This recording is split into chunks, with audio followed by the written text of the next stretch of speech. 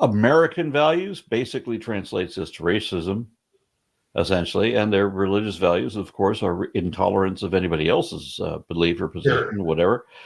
So I just see it as constant prejudice, and all of their platforms are look at this, for example.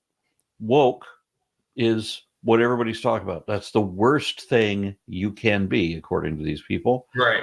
And woke just means, and sometimes I got this from the Ron DeSantis campaign. They know what the right definition is.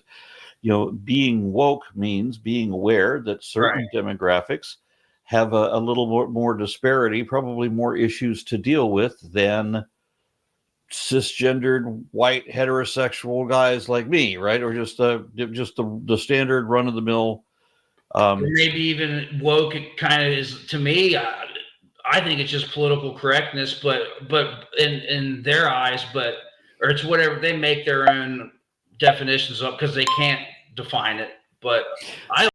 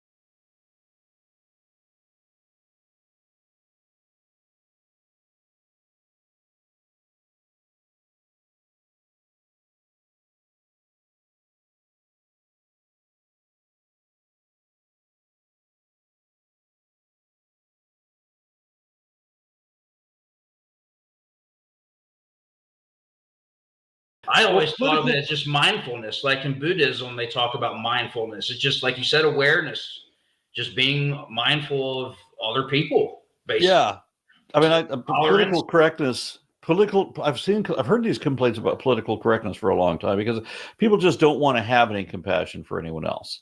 Right. But if you're advocating for somebody else's rights for a problem you don't have, like if you're a straight person advocating for gay rights, if you're a man advocating for women's rights, whatever, that's not even your lane.